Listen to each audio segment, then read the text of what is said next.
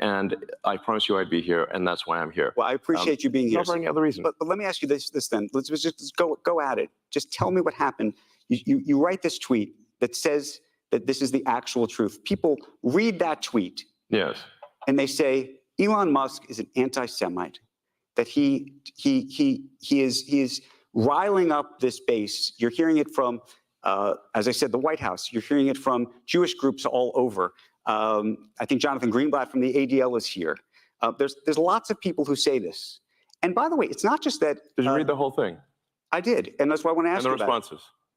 Excuse me? I said more. More responses? Yeah, I said more. I said more than what you just read. Yes. No, there was absolutely more. Yes. But I'll tell you the thing that struck me. It wasn't, and I'm an American Jew. It wasn't just the people who had that view. It was actually people who really are anti-Semites, who said, "Oh my goodness, go Elon! This is fabulous." And that actually was the thing that really set me back. I said to myself, "What's going on here?" And I want to know how you felt about that in that moment when you saw all of this happening. Yeah. Well, first of all, I did clarify almost immediately what I meant. I would say that was, if I could go back and say, I should, in retrospect, not have replied to that particular person, and I should have written in greater length as to what I meant. I did subsequently clarify it in replies, but those clarifications were ignored by the media. And essentially, I handed a loaded gun to those who hate me, and arguably to those who are anti-Semitic. And for that, I'm quite sorry. That was not my intention. So I did, post on my primary timeline to be absolutely clear that I'm not anti-Semitic, and that I, in fact, if anything, am philo-Semitic. And the trip to Israel was planned before any of that happened. It was neither here nor there. Do you see this thing? Mm-hmm. Do you know what it is? I do, because I actually followed your entire trip to Israel. Right. Why don't you tell everybody? This says bring them home. The hostages. It was given to me by the parents of one of the hostages. And I said I would wear it as long as there was a hostage still remaining. And I have. What was that trip like? And obviously, you know that there's a public perception that, and you're clarifying this now, but there's a public perception that was part of a apology tour, if you will. That this had been said online. There was all of the criticism. There was advertisers leaving. We talked to Bob Iger today. I hope they stop. You hope? Don't advertise. You don't want them to advertise? No. What do you mean? If somebody's going to try to blackmail me with advertising, blackmail me with money, go fuck yourself. But go fuck yourself. Is that clear? I hope it is. Hey, Bob, if you're in the audience. Well, let me ask you then. That's how I feel. Don't advertise. How do you think then about the economics of X? If part of the underlying model, at least today, and maybe it needs to shift, maybe the answer is it needs to shift away from advertising. If you believe that this is the one part of your business where you will be beholden to those who have this view, what do you do? F-Y. I understand that, but there's a reality too, right? Yes. No. I mean, Linda Yaccarino's right here, and she's got to sell advertising. Absolutely. So, totally. So, no.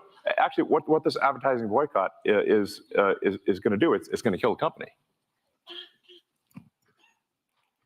And do you think that and the whole world will know that those advertisers killed the company, and we will document it in great detail.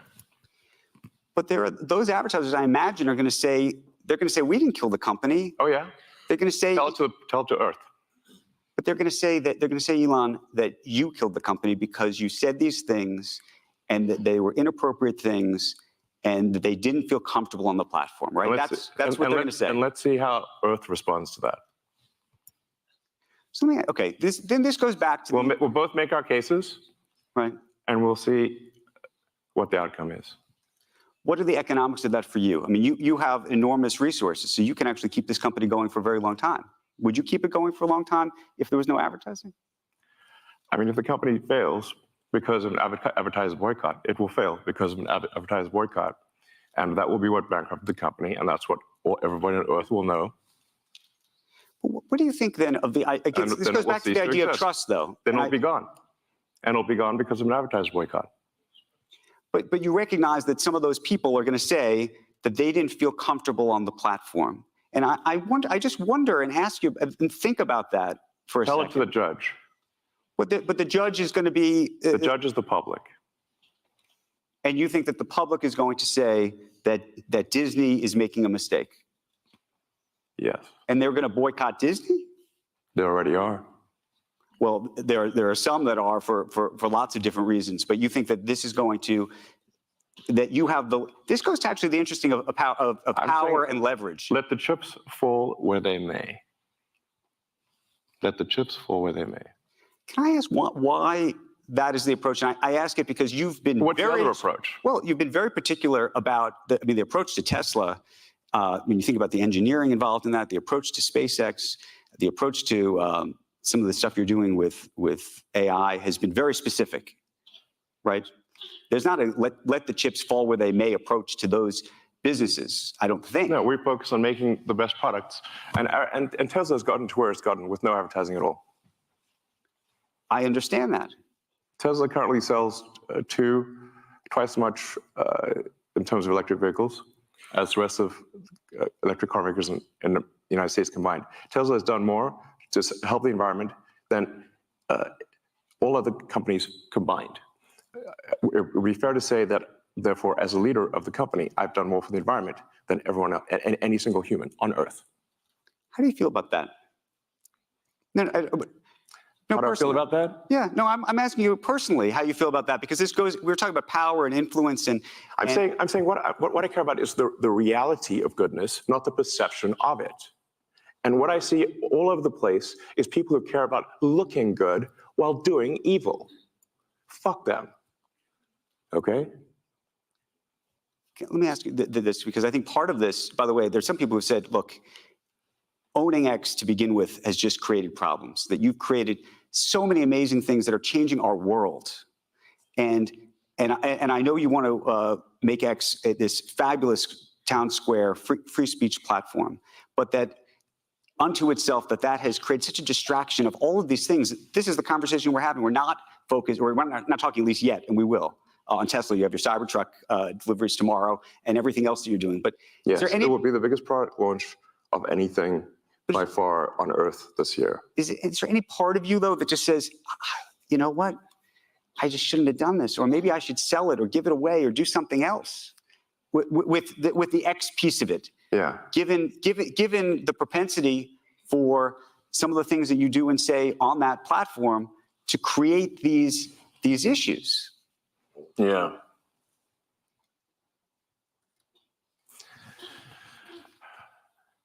Of all the posts I've done on the platform, I think there might be 30,000 or something like that. Right. Once in a while, I will say something foolish. And I have. And I would certainly put that comment, that you said the actual truth, among perhaps one of the most foolish, if not the most foolish thing I've ever done on the platform. And I did do my best to clarify afterwards that, I certainly do not mean anything anti-Semitic in that. The nature of the criticism was simply that the Jewish people have been persecuted for thousands of years. There is a natural affinity, therefore, for persecuted groups. This has led to the funding of organizations that essentially promote any persecuted group or any group with the perception of persecution. This includes radical Islamic groups. Everyone here has seen the the massive demonstrations for Hamas in every major city in the West. That should be jarring. Well, a number of those organizations received funding from prominent people in the Jewish community. Right. They didn't expect that to happen. But if you generically, right. Without condition, sort of fund, if you fund persecuted groups, in general, some of those persecuted groups, unfortunately, want your annihilation. And what I meant by that, when I subsequently clarified, is that it's unwise to fund organizations that support groups that want your annihilation. Is this coming across clearly? Yeah, no, it is. My question to you, though, I think logically this makes a lot of sense. Is there any part of you, I mean, just tell me what happens, though, once all this happens? Let's say you fund a group, and that group supports Hamas, who wants you to die. Perhaps you should not fund them. Right. But you do. Thank you. You do appreciate that when you wade into these very delicate waters at these very delicate times, yes, that it can create a real, I mean, as it created headlines for the past 2 weeks, and economic impact. I'm just so curious what in your brain, when you see all this happening. Are you sitting there going, oh my God, I stepped in it, I wish I didn't do that? Are you saying, screw them, I hate these people, why are they after me? But all of that. Yeah, there's all of that. I mean, look, I'm sorry for that tweet or post. It was foolish of me. Of the 30,000, it might be literally the worst and dumbest post that I've ever done. And I try my best to clarify 6 ways to Sunday. But at least I think over time it will be obvious that, in fact, far from being anti-Semitic, I'm in fact philo-Semitic. And all the evidence in my track record would support that. Let me ask you this, though. There are people who say crazy things on X, as you know. Maybe you think they're crazy, maybe they're not. The aspiration for X is to be the global town square. Now, if you were to walk down to, let's say, Times Square, right? Do you occasionally hear people saying crazy things? Yes, but they're not. But they don't have the megaphone, right? And that's the conundrum. Right? No, they can only say it to the 50 or 100 people that are standing there in Times Square. They don't have a I mean, look, the joke I used to make about old Twitter was it was like giving everyone in the psych ward a megaphone. I'm aware that things can get promoted that are negative beyond the sort of circle of somebody simply screaming crazy things in Times Square, which happens all the time.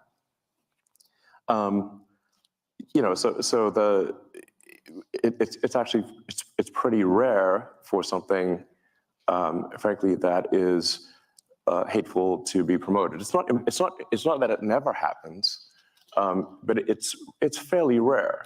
I mean, I would encourage people to look at, for those that use the system, when you look at the feed that you receive, how often is it hateful, and over time has it gotten more or less hateful? And I would say that if you look at the X platform today versus a year ago, I think it is actually much better. I mean, what is your personal experience? Are you surprised? I'm just curious. You use this? I use the platform religiously. I will admit to being an addict, and I use the For You. And I will say, now the problem is, because I'm a journalist, I go looking for stuff. Well, I'm just saying. And because I also think the algorithm, for me personally, because I'm looking for stuff, also is feeding me other things. This is actually a challenge in that, like, sometimes people will say, like, why is it showing me, posts from this person that I hate? And we were like, well, did you interact a lot with this person that you hate? Well, yes. Well, therefore, it thinks that you want to interact more with this person that you hate.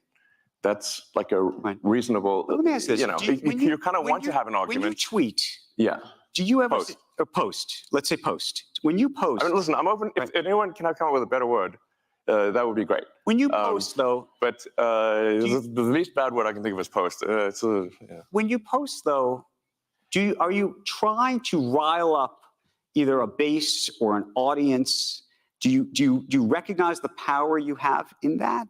And also, by the way, not just rile up one version of side of it, but also rile down, which is to say, as I said, there are people who are demonstrably anti-Semitic on the site.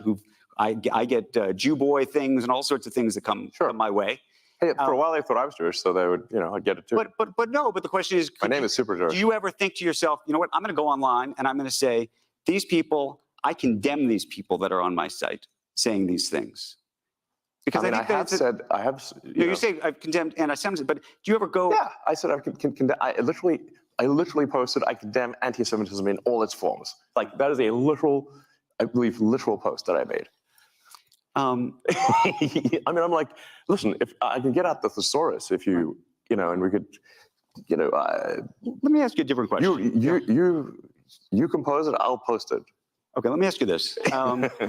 You were on a podcast about a month ago, and you said something that struck me, and it struck me as accurate. It came out of your mouth, so hopefully it is. But I'm hoping we go deep on this. Just because it came out of my mouth does not mean it's true. No, but you said my mind is a storm.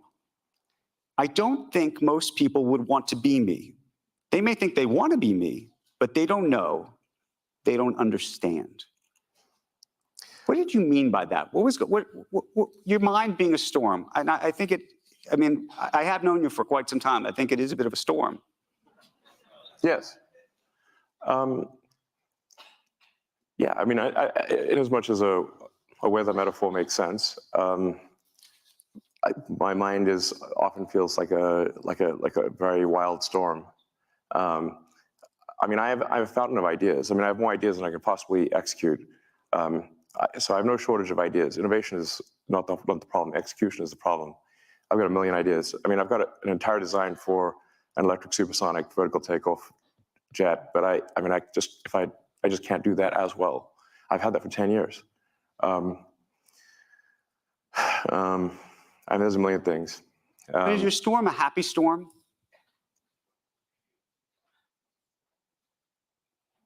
No. It's not a happy storm. No. Tell us about that, because I think that actually, when people try to really understand you, I think that there's a lot of this comes from some other place, and I want to talk about that. What do you think that is?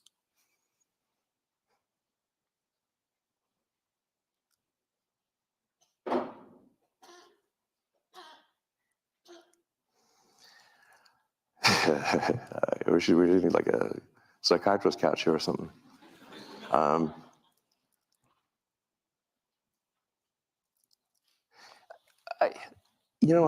think to some degree I was born this way, and then it was amplified by a difficult childhood, frankly. But I can remember even in happy moments when I was a kid that it just feels like there's just a rage of forces in my mind constantly. Now this, productively manifests itself in technology and building things for the most part. So, and I think on balance, the output has been very productive. I think the results, as we discussed earlier with SpaceX, Tesla, PayPal, which is still going today. The first internet company that I started, in fact, the first internet company I started, Zip2, was funded by a New York Times company, Hearst Knight Ridder, and in fact, we wrote some of the software for the New York Times website, and we helped bring online several hundred newspapers that previously were only in print. Now this is in the 90s, which at this point is like, I'm like a grandpa, basically. The 90s and internet feels like a Precambrian era when there were only sponges.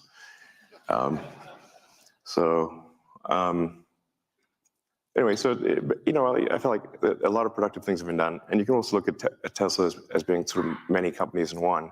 Like our supercharging network is if the Tesla Supercharging Network were its own company, it would be a Fortune 500 company by itself. Just the supercharging system. We also make the cells. We build the power electronics and the powertrain from scratch.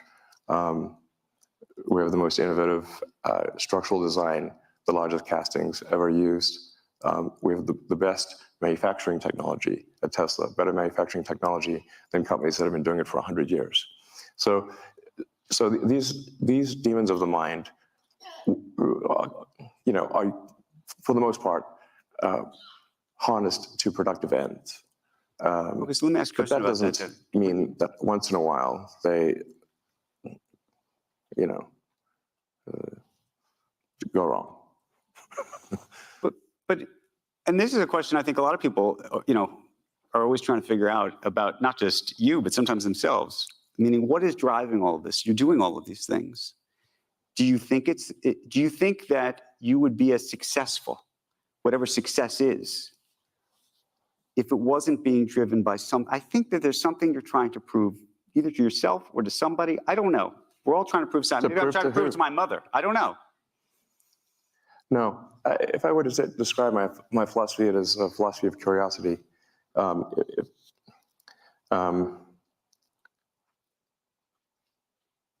mean, I did have this existential crisis when I was around 12 about what's the meaning of life? Isn't it all pointless? Why not just commit suicide? Why exist? I read the religious texts.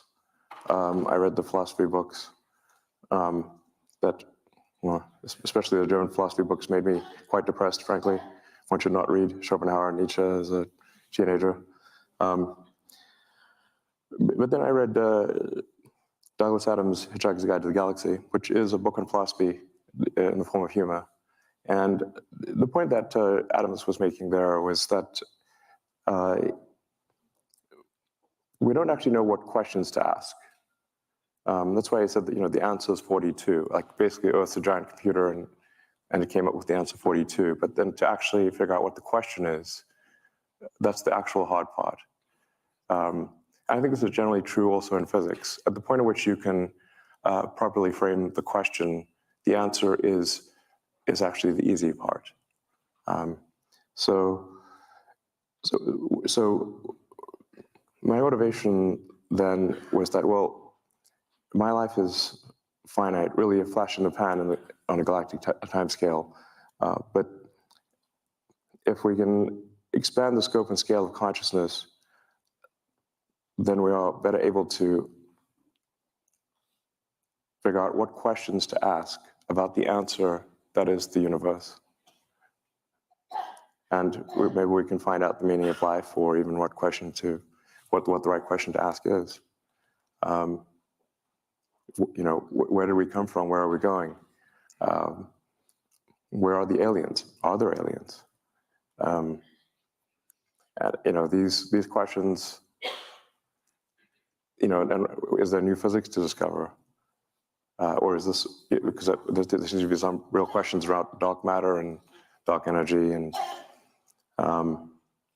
so the purpose of SpaceX is to extend life beyond Earth on a sustained basis, so that we can at least pass one of the Fermi great filters, which is that of being a single planet civilization. If we are a single planet civilization, then we are simply waiting around for some extinction event, whether that is man-made or natural. But if you're a single planet civilization, eventually something will happen to that planet and you will die. If you're a multi-planet civilization, you will live much longer. Also, a multi-planet civilization that's the natural stepping stone to being a multi-stellar civilization and being out there among the stars. So now this, I think, has this is not simply a defensive motivation, but it is also one that gives meaning, man's search for meaning. Can I ask you different? But let me finish this philosophy point, even though it may seem rather esoteric. It may resonate with a few people. We must get past this Fermi filter of being this great filter of being a single planet civilization. And if we do that, we're more likely to understand the nature of the universe and what questions to ask. If you're a believer in the philosophy of curiosity, then I think you should support this ambition.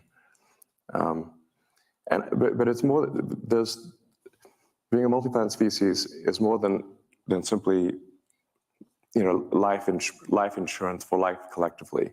That's a defensive reason, but I think also that life has to be more than simply solving one sad problem after another. There have to be reasons where you wake up in the morning and you're happy to be alive. There have to be reasons that you have to say, why are you excited about the future? Like, what gives you hope? And if you aren't sure, ask your kids. And I think the idea of us being a spacefaring civilization and being out there among the stars is incredibly inspiring and exciting and something to look forward to. And there need to be such things in the world. Let me ask you a different question about confidence. We were having a conversation here earlier about people and where people get their confidence from. Some people have great insecurity. Other people have great confidence. And I was thinking about you because you have a very interesting history where people have told you over and over again that you're wrong. Well, sometimes they're right. Well, sometimes they are, but I would say that when it comes to Tesla, when it came to SpaceX, people told you that you were crazy, you were out of your mind. This was never going to happen. This was never going to work. And so the reason I ask you this, though, is now when people say you're wrong, this isn't right, do you look at that and say, you know what, that's like a red flag for me because, I've been told so often I'm wrong that I know that I know I'm right because I've had that experience? Or are there people in your life when they say, you know what, Elon, this is not right? Do you know what I'm saying? I think what you're sort of trying to say is that, do I at this point think because I've been right so many times when others have said I'm wrong, that now I perhaps believe I'm right when in fact I'm wrong? You did very well. What do you think? No, I'm right.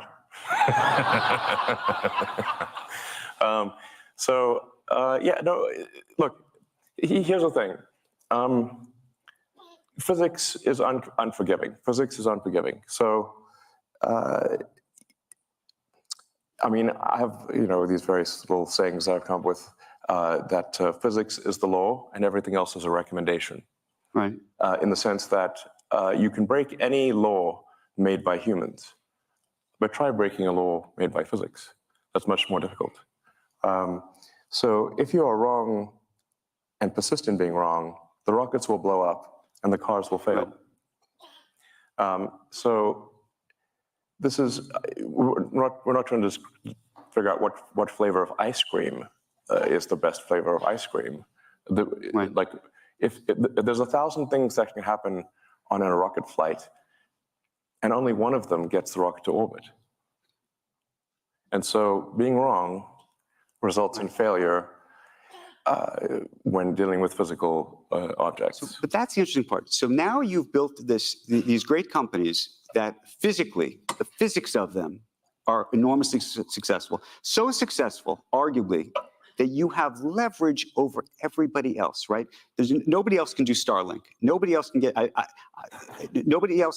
rockets in space yet. Amazon and Jeff Bezos are trying, but they haven't yet. I hope he does. You hope he does? Yeah. I think, but I actually agree with a lot of Jeff's motivations. I think, he's, so let me put it this way. If there was a button I could press that would delete Blue Origin, I wouldn't press it. So I think it's good that he's spending money on making rockets too. It's just perhaps he spend more time on it, but it's up to him. But I should make a point here. So Nothing any of my companies have done has been to stifle competition. In fact, we've done the opposite. So at Tesla, we have open sourced our patents. Anyone can use our patents for free. How many companies do you know who've done that? Can you name one? I can't. At SpaceX, we don't use patents. So I mean, so once in a while we'll file a patent just so some patent troll doesn't cause trouble. But we're not stopping any. We've done nothing anti-competitive. We've done nothing to stop our I'm not suggesting you are at all. No, I just want to clarify for the audience, because some companies have done anti-competitive things. I think the strange thing, or the unusual thing about SpaceX and Tesla is that we've done things that have helped our competition. So at Tesla, we have made our supercharger system open access. We've made our charger technology available for free to the other manufacturers. The reason No walled garden. We could have put a wall up, but instead we invited them in. The reason I mention this, though, is because you've had this success in the physics world, you now have these very difficult decisions that have huge impacts on the world that are not physical decisions at all. They're decisions of the mind. They're decisions that you and others have to make, and there's a question whether you should be making these decisions at all. And I think about it in the context of Starlink. Obviously, there was the report about how it's being used in Ukraine and the Russia war. There's questions about Taiwan, whether Taiwan should use it or will use it. I believe they're not right now because they're worried that at some point maybe the Chinese will tell you that you have to, they have leverage over you and you're going to have to turn that off, right? I mean, these are very difficult decisions, and I'm so curious how you think about that. And not just the decisions, the fact that you have that power. I think it's important for the audience to understand that the reason I have these powers is not because of some anti-competitive actions. It's simply because we've executed very well. Oh, I'm not dismissing that. I think there are so many people, by the way, who are huge supporters of what you've created. There are other satellites out there, But they're not as good as yours. And and we can say that maybe make the same argument of cars and everything else. Yeah. But as a result, that gives you enormous leverage. Right? Okay. I mean, with the exception of by the way, these advertisers who aren't on X, in every other instance, everybody needs you. Well, I mean, they use our product if it's better than use somebody else's product if it's the other product's better. And I accept that. And maybe one day somebody else will create a better product. Is it like, how is it a bad thing to make better products than other companies? Well, and I want to just go back to the Starlink piece of it, though, because that has sort of a geopolitical ramification in terms of your power and how you think about that specific power, and then the power that the U.S. government might have either over you or not over you, the power the Chinese government might have over you or not over you, and how those things get used. I mean, what are you suggesting? I'm asking the question around this very idea of how these satellites are going to be used, whether you think that you should have control of them, whether the government should have control of them. Do you trust the government? Well, there's a lot of people who don't trust the government. No, exactly. But then this goes back to the trust of you, right? I mean, like I said, we're not the only company who has communication satellites. Our satellites are just much better than theirs. So it's not like we have a monopoly. Right. Do you feel like anybody has product? It's not like. Do you feel anybody has leverage over you? I mean, I think at the end of the day, if we make bad products that people don't want to use, then the users will vote with their resources and use something else. Let me pivot the conversation for a second. I mean, certainly, my company's overseen by regulators, and while since SpaceX, Starlink, Tesla are overseen by cumulatively over 100 regulators, in actually more than that, a few hundred regulators, because we're in 55 countries. If you sum up all the times that I had an argument with regulators, of hundreds of regulators over decades, it can sound really terrible, except what they forgot to mention that there were 10 million regulations we complied with and only 5 that I disagreed with. But they listed all the 5. And it sounds like, wow, this guy's a real maverick. I'm like, yeah, but what about the 10 million we complied with? Do you, let me one related thing on this, and the leverage of countries and things over you, and regulators. X is this free speech platform. You do business in China, lots of business in China. That's an important part of your business, I imagine. Well, not SpaceX. How do you think about the leverage that the Chinese have over you? And do they have leverage over you? And how do you feel about, some people would say, is it hypocritical for you to be doing business in China, or frankly in other countries as it relates to X and other things that don't follow this free speech path that you have espoused? The best that the X platform can do is adhere to the laws of any given country. Do you think there's something more we could do than that? I think it would be very hard, but I just wonder, given the sort of strong philosophical approach that you've been vocal about, whether you say to yourself, you know, maybe I shouldn't be doing business in that country.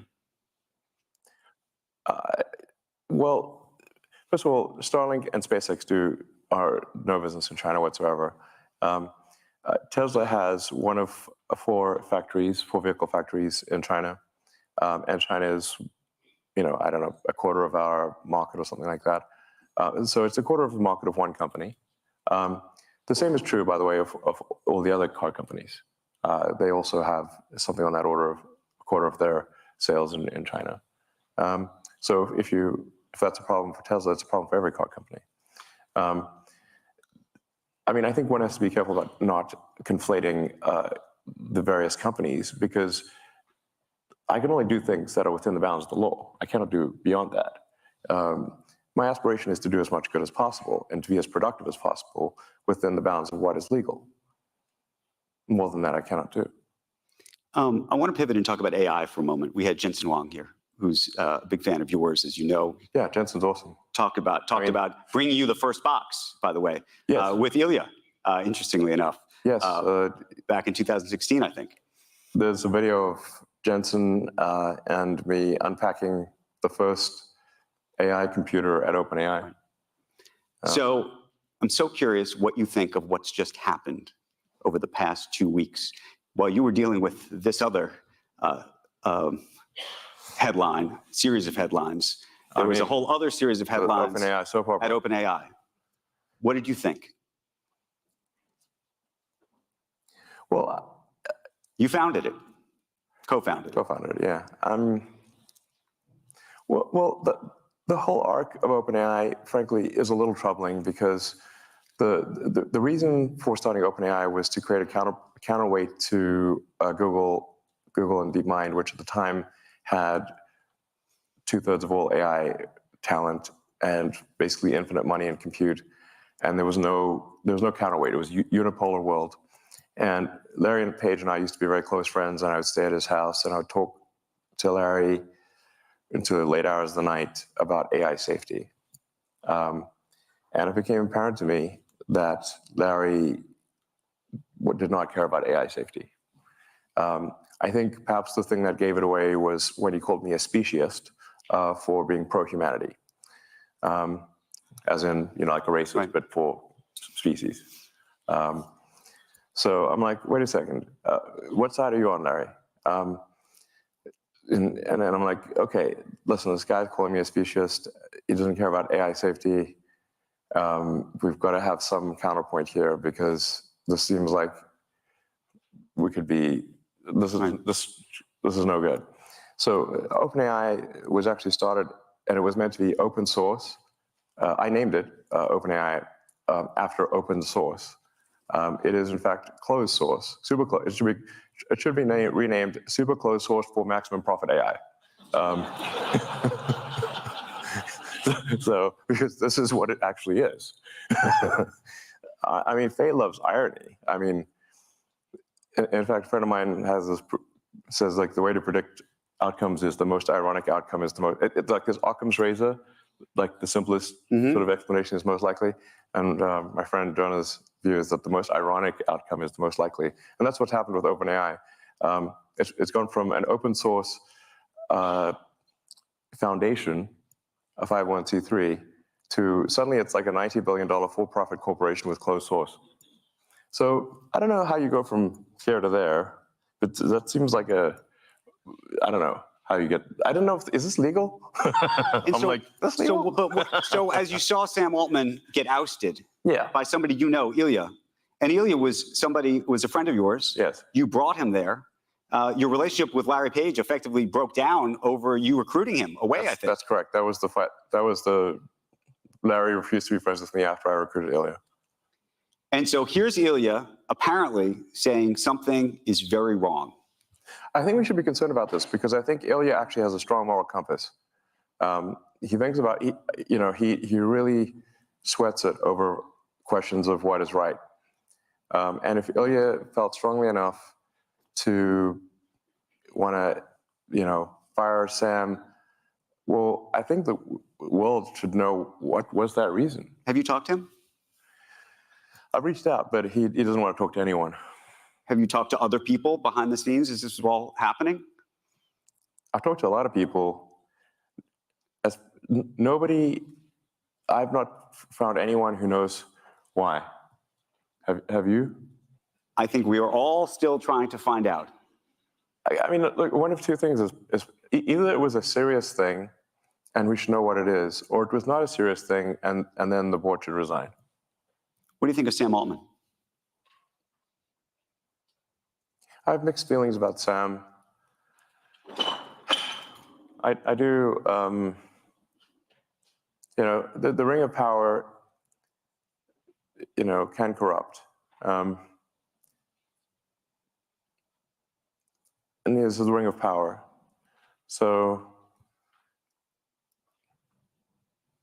I don't know. I think I want to know why Ilya felt so strongly as to fire Sam. This sounds like a serious thing. I don't think it was trivial.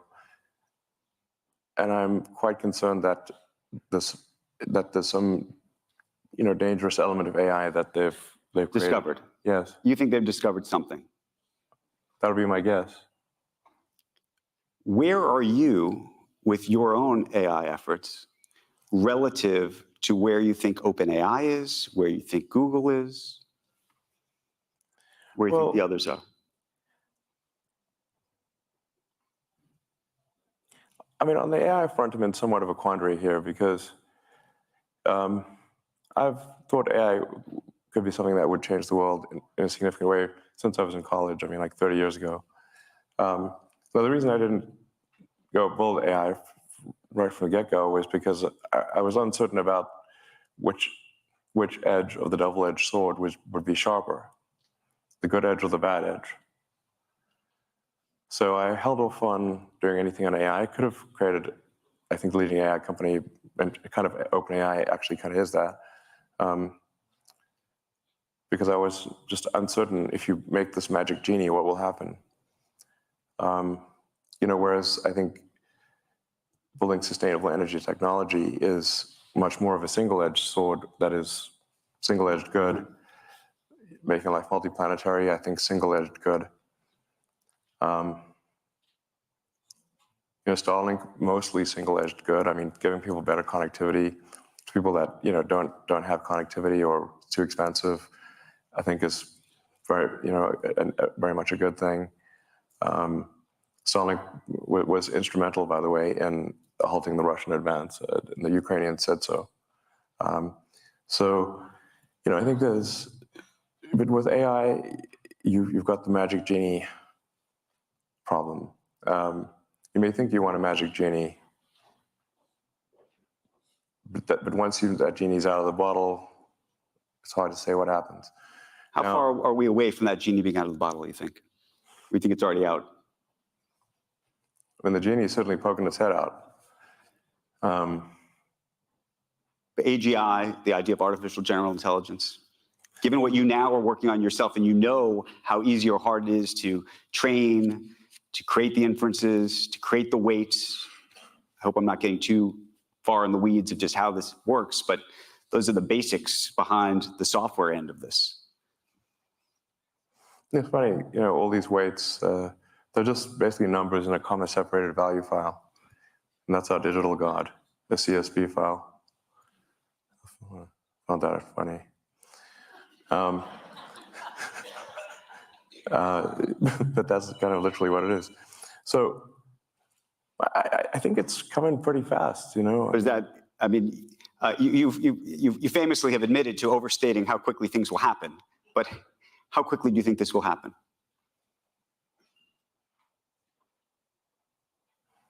If you say smarter than the smartest human at anything, Yep. it may not be then quite smarter than all humans, all machine-augmented humans, you know, because people have got computers and stuff. There's a higher bar. But if you say smarter than any, you know, can write as good a novel as, say, J.K. Rowling, or discover new physics, or invent new technology, I would say that we are less than 3 years from that point. Let me ask you a question about XAI and what you're doing. And because there's an interesting thing that's different, I think, about what you have relative to some of the others, which is you have data, you have information, you have all of the stuff that everybody in here has put on the platform to sort through. And I don't know if everybody realized that initially. What is the value of that?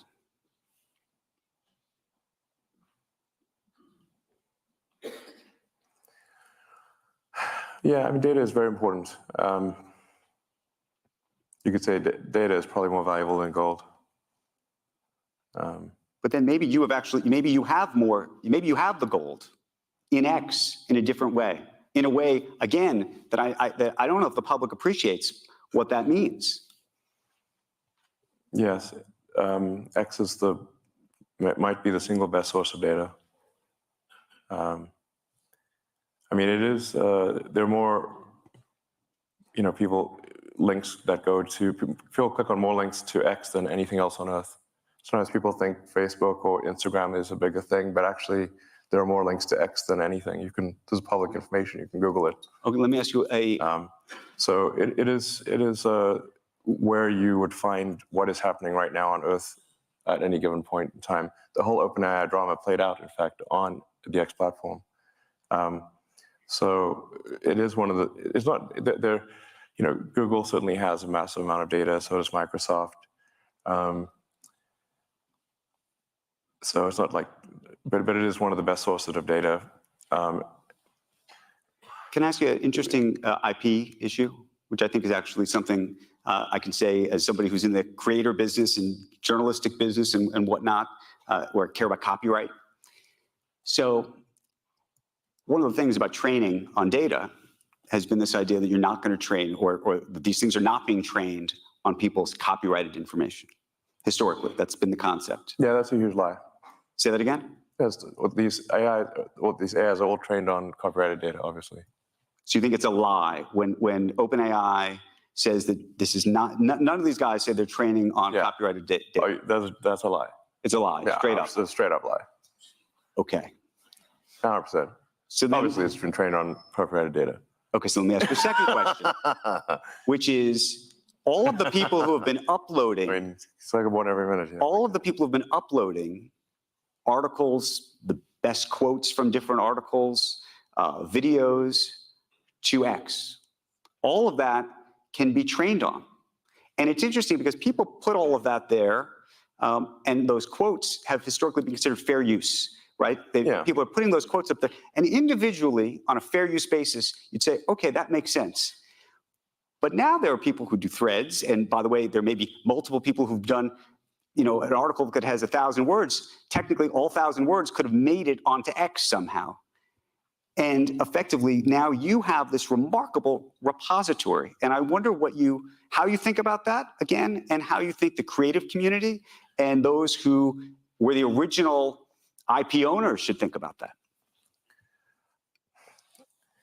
I don't know, except to say that by the time these lawsuits are decided, we'll have digital God. So ask digital God at that point.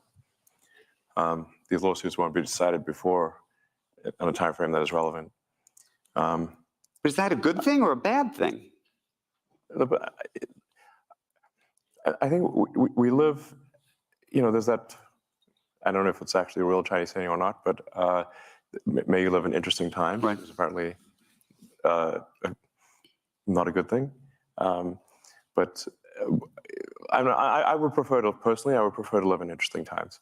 And we live in the most interesting of times. I think, and for a while there, I was like really getting demotivated and losing sleep over the sort of the threat of AI danger. And then I finally sort of became fatalistic about it and said, well, even if I knew it was annihilation was certain, would I choose to be alive at that time or not? And I said I probably would have choose to be alive at that time because it's the most interesting thing, even if there's nothing I could do about it. So then, then basically sort of a fatalistic resignation helped me sleep at night because I was having trouble sleeping at night because of AI danger. Now, what to do about it? I mean, I've been the biggest, the one banging the drum the hardest, by far the longest, or at least one of the longest for AI danger. And these regulatory things that are happening, the single biggest reason they're happening is because of me. Do you think they're ever going to get their arms around it? We talked to the vice president this afternoon. She said she wants to regulate it. People have been trying to regulate social media for years and have done nothing effectively. Well, there's regulation around anything which is like a physical danger or a danger to the public. So like cars are heavily regulated, communications are heavily regulated, rockets and aircraft are heavily regulated. The general philosophy about regulation is that when something is a danger to the public, that there needs to be some government oversight. So I think, in my view, AI is more dangerous than nuclear bombs.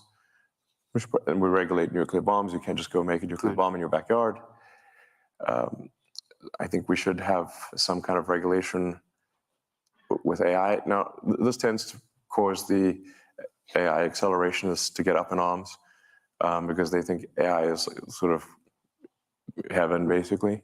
But you typically don't like regulation. You've pushed back on regulators for the most part in the world of Tesla and so many instances where we read articles about you pushing back on the regulators. I'm so curious why, in this instance, now you own one of these businesses. As I said a moment ago, one should not take what is viewed in the media as being the whole picture. There are literally hundreds. This is probably not an exaggeration. So there are probably 100 million regulations that my companies comply with, and there are probably 5 that we don't. And if we disagree with some of those regulations, it's because we think the regulation that is meant to do good doesn't actually do good. But that's an interesting thing. Defying regulations for but the question is, if there are laws and rules, whether the idea is that you're making the decision that the law and the rule shouldn't be the law and the rule, and then, right? Isn't? No, I'm saying you're fundamentally mistaken, and it should be obvious that you're mistaken. My company's automotive is heavily regulated. We would not be allowed to put cars on the road if we did not comply with this vast body of regulation. Now, you could fill up the stage with literally, 6 foot high, with the regulations that you have to comply with to make a car. Right. Would make you could have a room full of phone books. That's how big the regulations are. And if you don't comply with all of those, you can't sell the car. And if we don't comply with all the regulations for rockets or for Starlink, they shut us down. So in fact, I am incredibly compliant with regulations. Now, once in a while, there'll be something that I disagree with. The reason I would disagree with it is because I think the regulation in that particular case, in that rare case, does not serve the public good. And therefore, I think it is my obligation to object to a regulation that is meant to serve the public good, but doesn't. That's the only time I object, not because I seek to object. In fact, I'm incredibly rule following. Let me ask you a separate question, a social media related question. We've been talking about TikTok today, ahead of the election. Sure. TikTok is... What do you think of TikTok? Do you think it's a national security threat?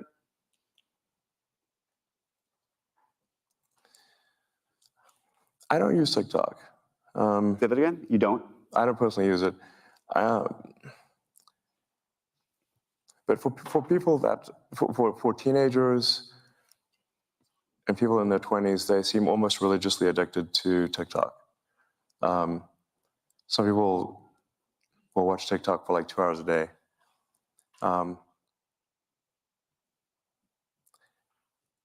I stopped using TikTok when I felt the AI probing my mind, and it made me uncomfortable.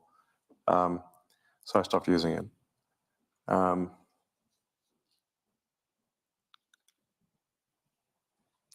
in terms of anti-Semitic content, I mean, TikTok is rife with that. It has the most viral anti-Semitic content by far. But do you think the Chinese government is using it to manipulate the minds of Americans? No. Is that something that you think we should worry about? I mean, you have different states that are trying to ban it. I don't think this is some Chinese government plot, but it is the TikTok algorithm is entirely AI powered, so it is really just trying to find the most viral thing possible. It's what is going to keep you glued to the screen. Right. That's it. Now, on sheer numbers, there are on the order of 2 billion Muslims in the world, and I think much smaller number of Jewish people. 20 million, something. Many orders of magnitude fewer. So if you just look at content production, just on sheer numbers basis, this is going to be overwhelmingly anti-Semitic. Let me ask you a political question. And I've been trying to square this one in my head for a long time. Yeah.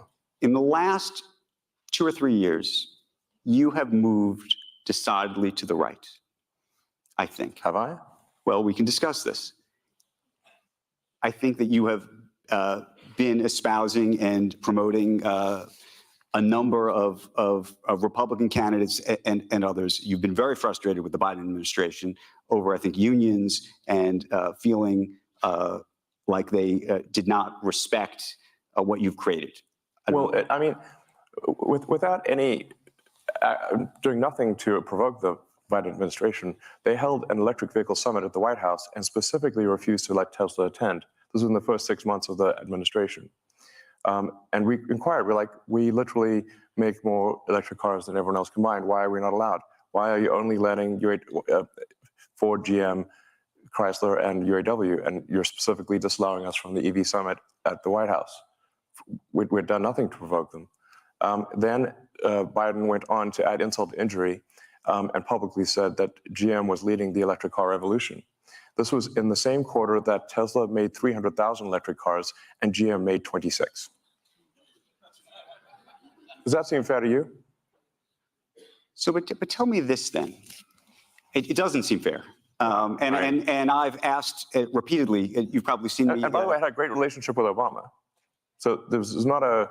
So, but then there's I voted this. for Obama. I stood in line for 6 hours to shake Obama's hand. Okay. So let me just ask on a personal level. I can see it in your face. This hurt you personally. And it hurt the company too. And it was an insult to, Tesla has 140,000 employees. Okay, of the half of them are in the United States. Tesla has created more manufacturing jobs than everyone else combined. So let me ask this then.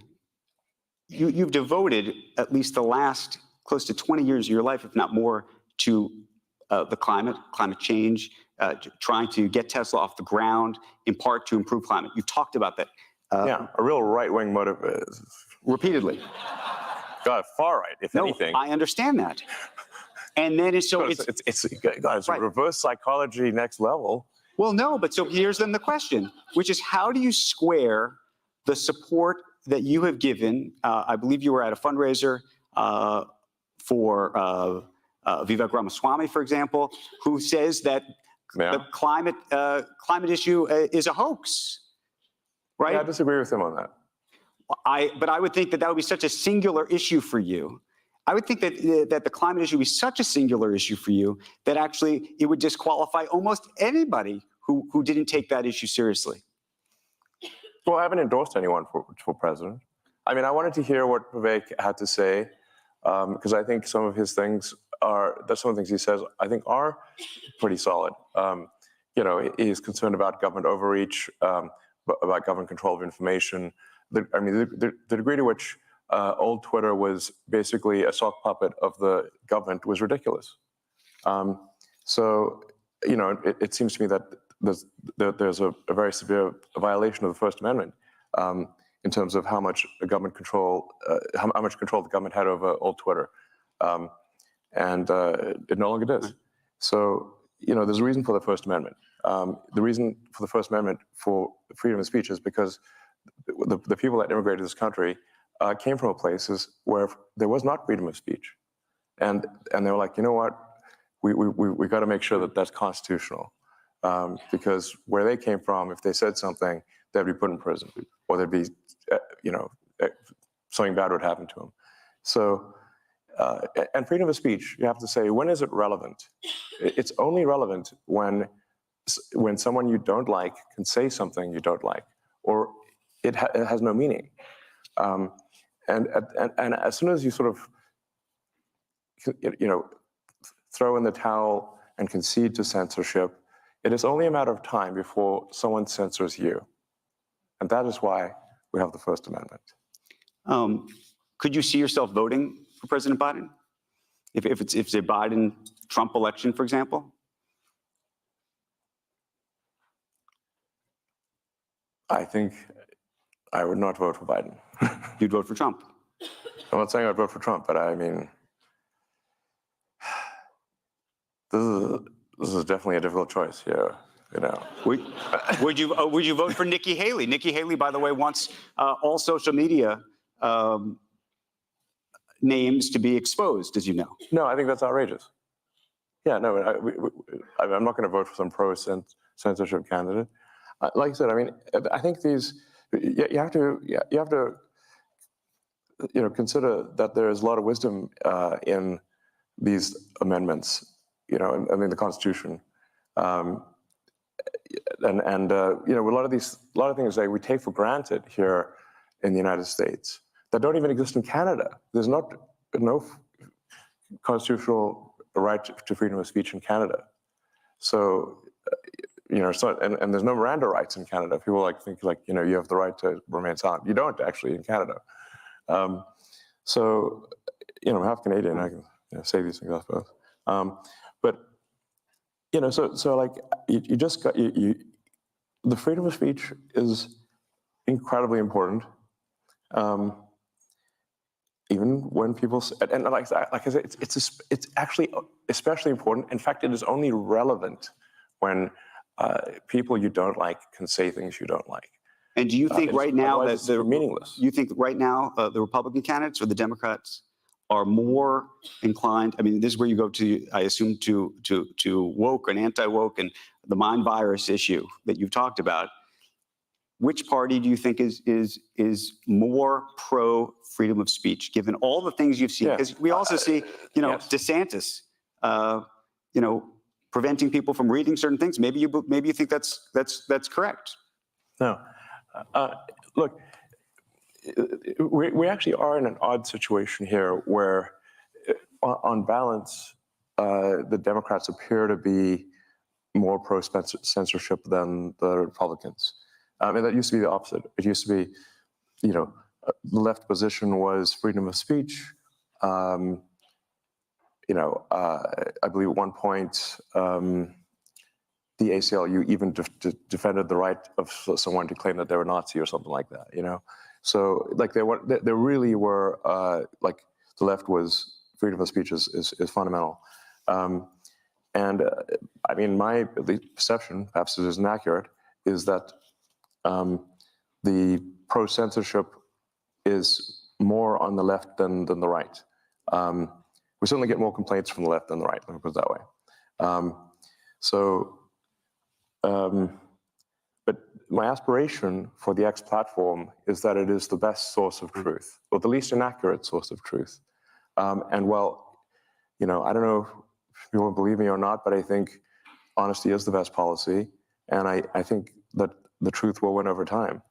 And we've got this great system, and it's getting better, called Community Notes, which is fantastic, I think, at correcting falsehoods or adding context. In fact, we make a point of not removing anything, but only adding context. Now, that context could include that this is completely false, and here's why. And no one is immune to this. I'm not immune to it. Advertisers are not immune to it. In fact, we've had community notes, which has caused us some loss in advertising. Speaking of loss of advertising revenue, if a community note, if there's false advertising, the community note will say, "This is false," and here is why. I mean, and there's one specific example that is public knowledge, so I'll mention it, which is at one point Uber had this ad which said, "Earn like a boss." And it was community noted, if by boss you mean $12.47 an hour, this did cause at least a temporary suspension of advertising from Uber. I got to ask you a question that might make everybody in the room uncomfortable or not uncomfortable. It goes to the free speech issue. The New York Times company and the New York Times newspaper, it appeared over the summer to be throttled. What did? The New York Times. Well, we do require that that everyone has to buy a subscription, and we don't make exceptions for anyone. And I think if I want the New York Times, I have to pay for a subscription, and they don't give me a free subscription. So I'm not going to give them a free subscription. But were you throttling the New York Times relative to other news organizations, relative to everybody else? Was it specific to the Times? They didn't buy a subscription. By the way, it only costs like $1,000 a month. So if they just do that, then they're back in the saddle. But you are saying that it was throttled. No, I'm saying. I mean, was there a conversation that you had with somebody? You said, "Look, you know, I'm unhappy with the Times. They should either be buying the subscription, or I don't like their content, or whatever." Any organization that refuses to buy a subscription is not going to be recommended. But then, what does that say about free speech? And what does that say about amplifying free speech is not certain exactly voices? free. It costs a little bit. Right, but that's it. But that's an interesting. You know, it's like in South Park where they say, you know, freedom isn't free. It costs $1.05 or whatever. But it's pretty cheap. Okay. Low cost freedom. I got a couple more questions for you. You're headed back to Texas after this to launch the Cybertruck. Yeah. It's going to be a big launch. But I wanted to ask you right now, more broadly, just about the car business and what you see actually happening. And specifically, the government put in place lots of policies, as you know, to try to encourage more EVs. And one of the things that's happened uniquely is you have now a lot of car companies saying, actually, this is too ambitious for us. These plans are too ambitious. 4,000 dealers, I don't know if you saw just yesterday, sent a letter to the White House saying, this has gone too far. You're going too far.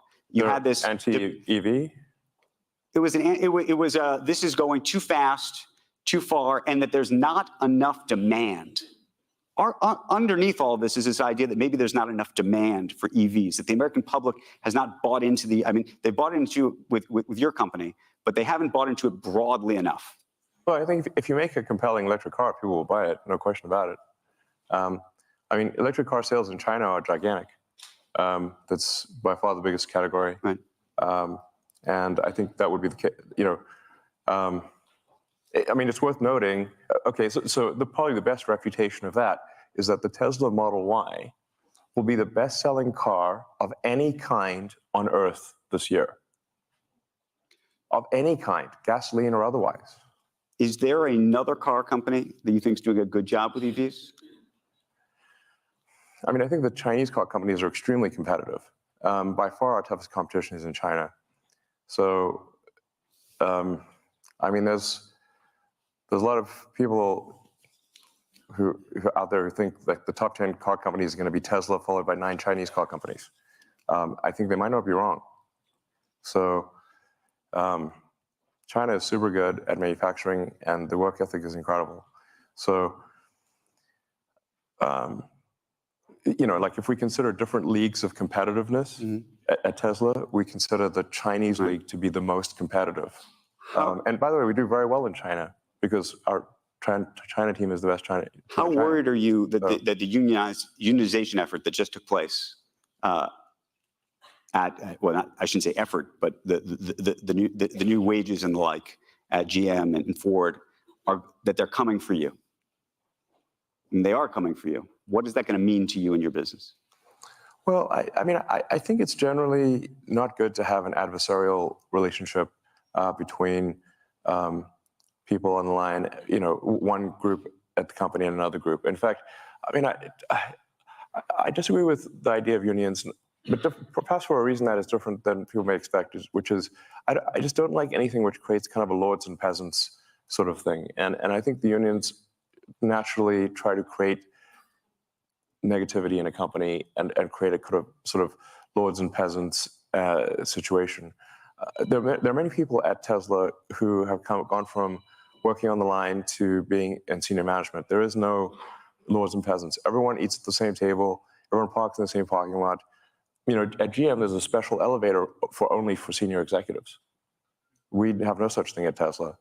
And the thing is that I actually know the people on the line because I worked on the line and I walked the line and I slept in the factory and I worked beside them. So I'm no stranger to them. And there are actually many times where I've said, well, can't we just hold a union vote? But apparently a company is not allowed to hold a union vote. So it has to be somehow called for, but the unions can't do it. So I said, well, let's just hold a vote and see what happens. The actual problem is the opposite. It's not that people are trapped at Tesla building cars. The challenge is how do we retain great people to do the hard work of building cars when they have like 6 other opportunities that they can do that are easier. That's the actual difficulty, is that building cars is hard work and there are much easier jobs. And I just want to say that I'm incredibly appreciative of those who build cars, and they know it. So there's I don't know, maybe there will be unionized. If I say, like, if Tesla gets unionized, it will be because we deserve it and we failed in some way. But we certainly try hard to ensure the prosperity of everyone. We give everyone stock options. We've made many people who are just working the line, who didn't even know what stocks were, we've made them millionaires. So we're going to run out of time. Final couple quick questions. When do you have the time to tweet or to post? I actually think about it all the time. As I said, I use it. The bathroom sometimes. I use it all the time. Meaning, if we were to open up our phones and look at the screen time, what does yours look like? Well, about every 3 hours, I make a trip to the lavatory. And that's the only time you do this? Seems like you're on there a lot. No, I mean, there'll be like brief moments between meetings. I mean, it's not, obviously I have like 17 jobs, so, and no, I guess technically it's work at this point.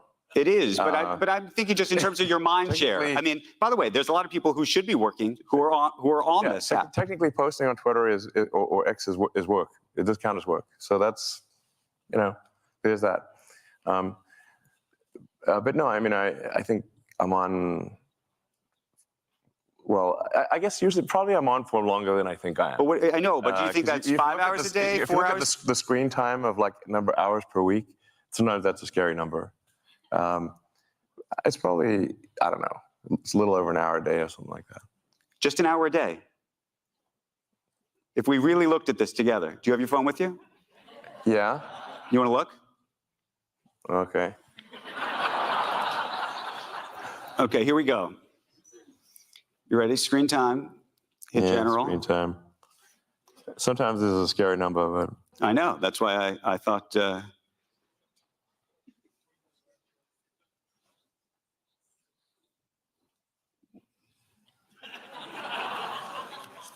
I just got a new phone, so I think this is not accurate because it says it's 1 minute.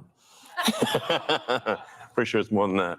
Wait, it's over the week. There we go. Yeah, go to the week. Okay, so it's still wrong. It's more than 4 minutes. I just got a new phone, so this is not accurate. It literally says 4 minutes. New phone. Tim Cook sent you that phone? New phone. Who does? I should ask, by the way, because I just mentioned Tim Cook. Do you feel like you're going to have a battle with him eventually? Is that the next fight I mean, over the App Store? the idea of making a phone. Oh, phone. What do you mean, like? No. App Store? Over the App Store. Would you ever what? make a phone? Sam Altman's apparently thinking about making a phone with Johnny Ive. I mean, I don't think there's a real need to make a phone. I mean, if there's a essential need to make a phone, I'd make a phone, but I got a lot of fish to fry. So, I mean, I do think there's a fundamental challenge that phone makers have at this point, because you've got basically a black rectangle. You know, how do you make that better? So do you want to do that? What does that look like in Elon's head? No, that's literally, yeah, good phrase. In the head, Neuralink. Well, there we go. We need to touch that before it's over. You know, the best interface would be a neural interface directly to your brain. So that would be a Neuralink. How far are we, do you think, from that, and how excited or scary does that seem to be? And we read these headlines, obviously, about monkeys who've died, as you know. What should we think about that? Yeah, actually, you know,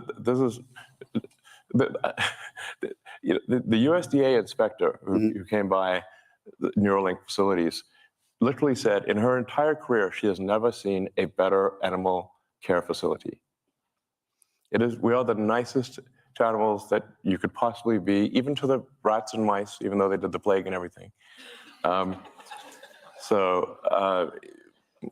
It is like monkey paradise. The thing that gets conflated is that there were some terminal monkeys where, you know, this is actually several years ago, where the monkeys were about to die, and we're like, okay, we've got an experimental device. It's the kind of thing we should only put on a monkey that's about to die, and then, you know, now the monkey died, but it didn't die because of the Neuralink. It died because it was, you know, had a terminal case of cancer or something like that. So Neuralink has never caused the death of a monkey. It's the best, unless they're hiding something from me, it has never caused the death of a monkey. And in fact, we've now had monkeys with Neuralink implants for like 2-3 years, and they're doing great. So, and we've even replaced the Neuralink twice, and we're getting ready to do the first implants hopefully in a few months. The early implementations of Neuralink, I think, are unequivocally good. Speaking of the double-edged sword, I think these early implementations are single-edged sword, because the first implementations will be to enable people who have lost the brain-body connection to be able to operate a computer or a phone faster than someone who has hands that work. So you can imagine if Stephen Hawking could communicate faster than someone who had full body functionality, how incredible that would be. Well, that's what this device will do. And we should have proof of that in a human, hopefully in a few months. It already works in monkeys, and works quite well with monkeys that can play video games just by thinking. So then the next application after the sort of those, you know, dealing with tetraplegics and quadriplegics is going to be vision. Vision is the next thing. So it's like if somebody has lost both eyes, or the optic nerve has failed, basically where they have no possibility of having sort of some ocular correction, that will be the next thing for Neuralink, is a direct vision interface. And in fact, then you could be like Geordi LaForge from Star Trek. You could see in like any frequency, actually. You could see in radar if you want. 2 final questions, and then we're going to end this conversation, which I think has taken everybody inside the mind of Elon Musk today. Not as well as Neuralink will,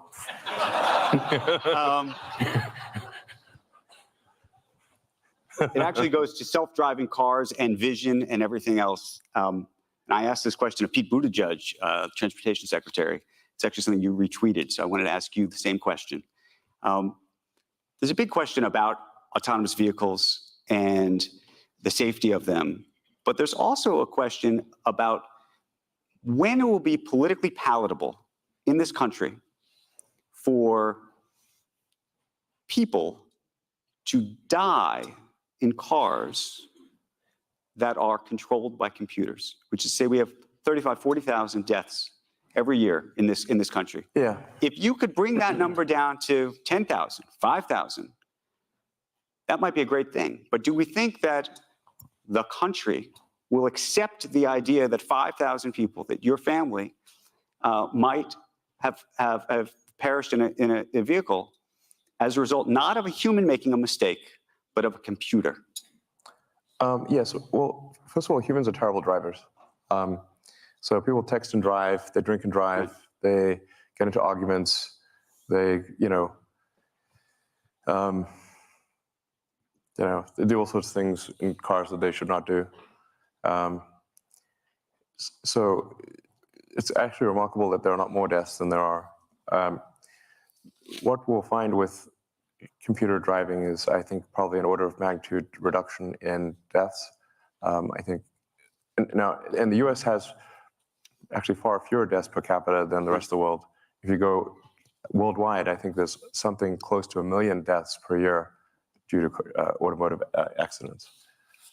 So I think computer driving will probably drop that by 90% or more. It won't be perfect, but it'll be 10 times better. And do you think that the public will accept that? Do you think the government will accept that?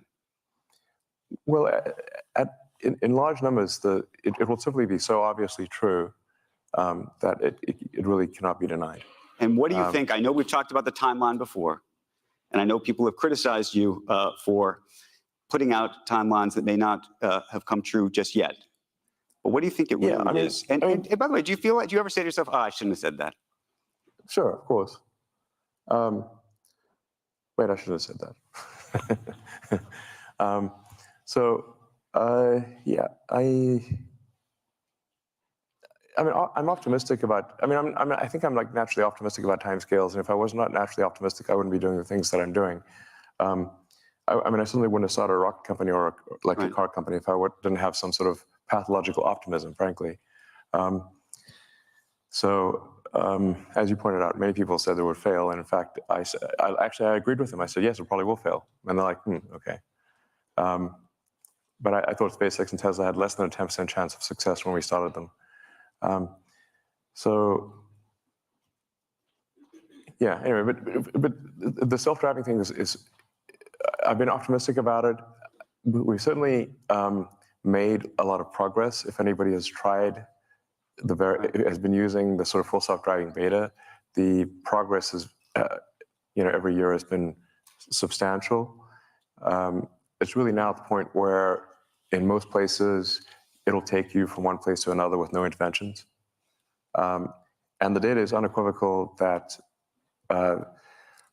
supervised full self-driving is somewhere around 4 times safer, or maybe more, than just human driving by themselves. So I can certainly see it coming. Actually, really, but do you think it's another 5 or 10 years? I mean, people no, say... No, definitely not. Definitely not.